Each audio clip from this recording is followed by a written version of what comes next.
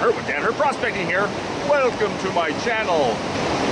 I'm going all over to some of my favorite places to answer some common questions my viewers have. And today, it's, can you make money doing what you do? Well, that's a bit of a complicated answer. No, and yes. I am a prospector, not necessarily a miner.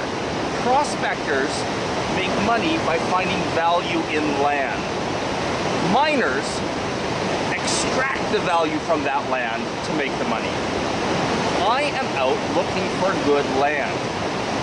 Panning, sluicing, small-scale mining is all about finding the value in that land. Do I make money finding gold? No. A good day of panning will get me maybe $50 worth of gold. Do I make money in finding good land and selling that to miners to mine? Yes. Yes, I do. Also, because I'm on YouTube, I am making money from YouTube. Is it enough to quit my day job? I'm getting close. I would love to get to the point where I can make enough through YouTube, patrons, and selling claims that I can quit my day job and do this full time.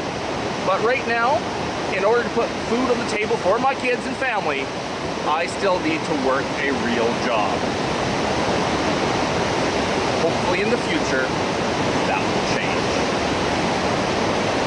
Some days I might work the whole day to get 10 cents worth of gold. And no, 10 cents worth of gold is not going to pay the bills for that day. But that 10 cents of gold might give me enough information to be able to sell that claim to a German investor in mining or something like that for $10,000, $50,000, $100,000. Recently, a geologist and I spent a few hours taking a sample that probably had less than 10 cents of gold in it. But it was an awesome sample. And that sample, after being assayed, after going through the labs and everything, might put that value on that claim at $100,000 or more. Do I make money out of the gold? No. Do I make money? Yes. Is it enough for me to quit my job or retire on? Not yet, but maybe in the future.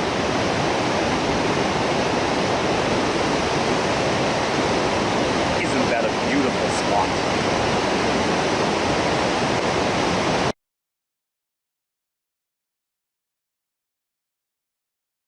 I'm here on my Pickerton claim to answer another common question I get. And that is, why? Why do I prospect? Why do I mine? Why do I do this YouTube thing? That's a lot of questions, and there's a lot of answers. To start with, I love it. It is so much fun. I don't do it for the money. Definitely not. I do it because it is a passion of mine. A hobby. Something I enjoy doing. I do it because I love getting outdoors, and this gives me an excuse to get outdoors. I do it because I need the exercise, and this really is good exercise. A little hard in the body sometimes. I do it because of that, need everyone has for the treasure hunt. Everyone loves the treasure hunt. Finding the unknown, discovering lost treasures. It's why I rock hound, it's why I gold mine, it's why I metal detect. They're all forms of treasure hunting, looking for lost treasure. Everyone loves looking for lost treasure. And I do it because it gives me an excuse to get out of the house, doing things with people or by myself, not just sitting in front of the computer playing games or sitting in front of the TV watching a show. It is so much better of a way to pass the time than, that kind of stuff. Why do I do it? It's not for the money, it's for the love of it. And I love doing it, and I love sharing it with all of you.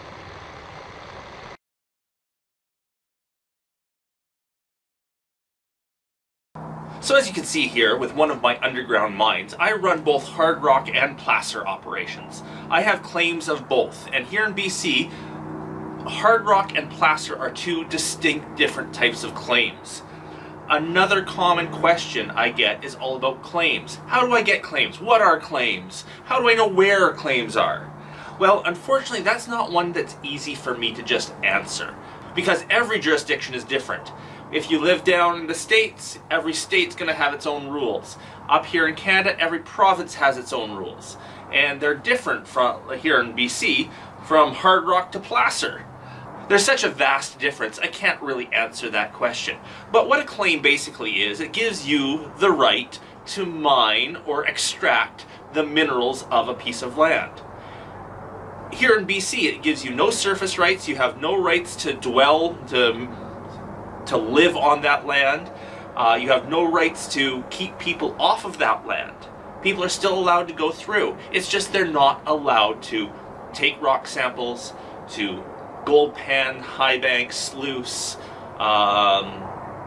prospect, or mine in any way. And that's pretty typical right across the board. A claim gives you the exclusive rights to the minerals of that chunk of land.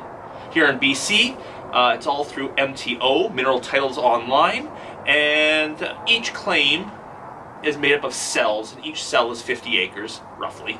And most claims for placer are just 1 or 2 cells. For hard rock like this, they're usually very large, many, many cells put together. This is the Blue Chip Mine, one of my favorites. It's 4 cells, and you can see it's a historic mine. It has some nice gold in it too.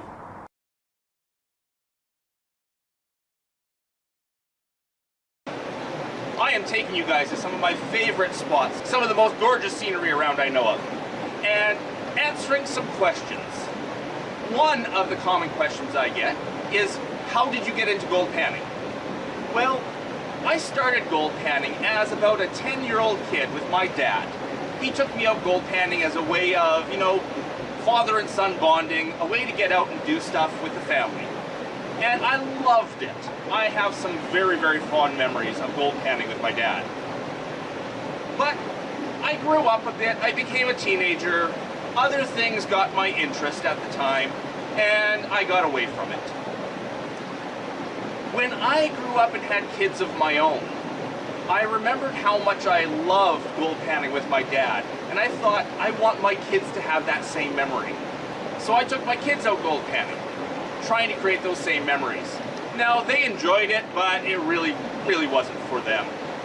But I fell in love with it again. I remembered how much I loved it back as a kid.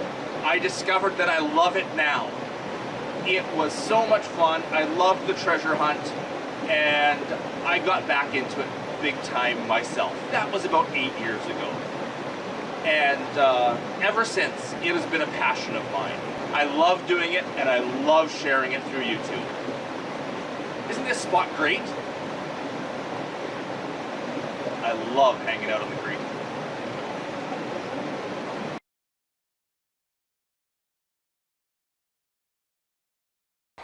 I am here at another one of my favorite spots, the Thompson River. This is actually mine and Dana's favorite claim. Pickerton, Thompson, I don't know. It is a beautiful spot. I'm here to answer more questions. One of the questions I get all the time is kind of a 2-part question. People say, are you afraid of the animals? And people are always saying, I'm assuming Americans, are saying, are you packing when you go to the claim? Well, I live in Canada, the West Coast Canada, BC Canada, Kelowna area. Canada doesn't have the same gun culture as the States has, that's for sure. And we're not all packing heat. I love some of the comments I get. We don't carry guns in general. Sure, hunters have guns, whatnot, but you don't have just guns willy-nilly being carried all around.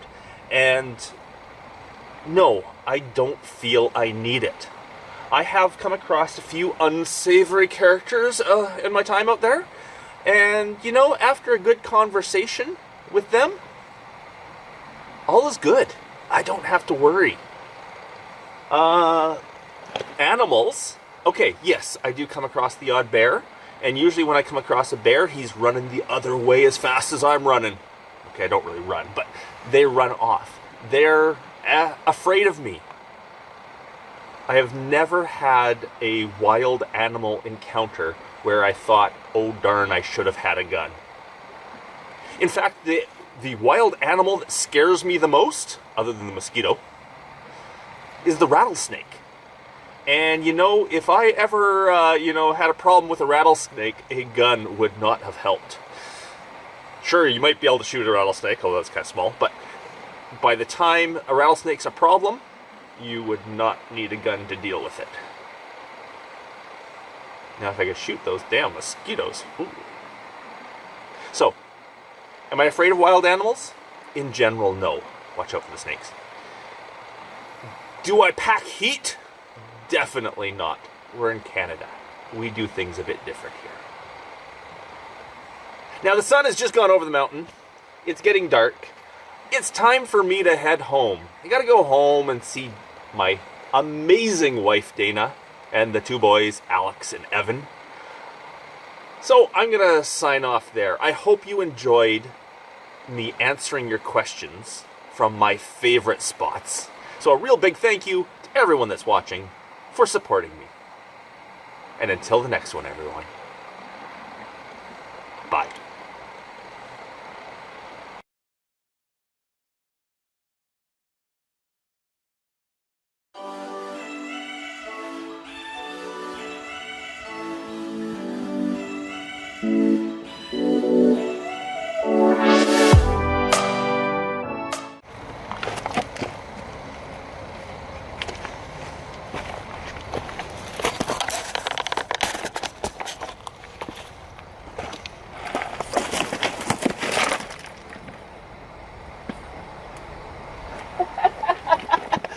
I got that on video. Ow! In fact, I hurt myself. Ooh. Ow. Well, that should have made a good video. Oh.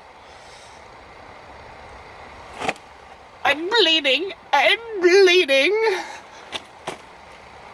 Apparently this rock's not entirely stable.